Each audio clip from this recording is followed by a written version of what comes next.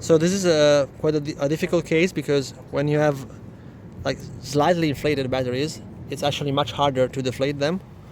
And so I will use a metal tool. Metal tools are much more dangerous because you have two problems. The first one is that you risk to have a spark and ignite flames, and that's bad.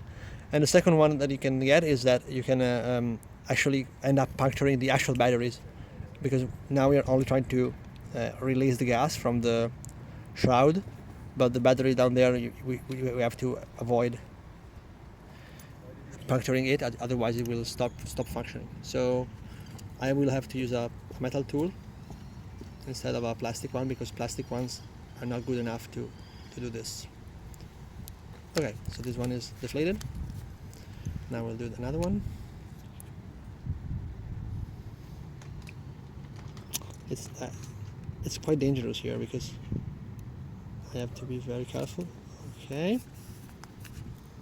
Not actually. Okay. Okay.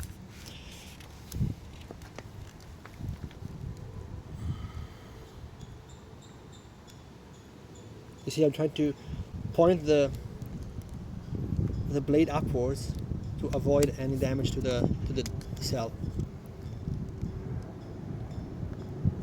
There it is. Easy peasy, actually. I try to avoid again using metal objects to do this. I usually puncture with a plastic tool, but there's not enough pressure to do that in this situation. So that's the last one. Okay. No, not okay. Okay. And that's all. So you can see no flames, no sparks, just a little bit of smell of gas from here.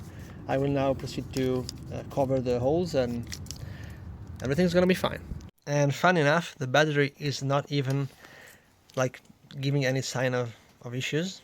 It's not giving any danger. Danger, no danger.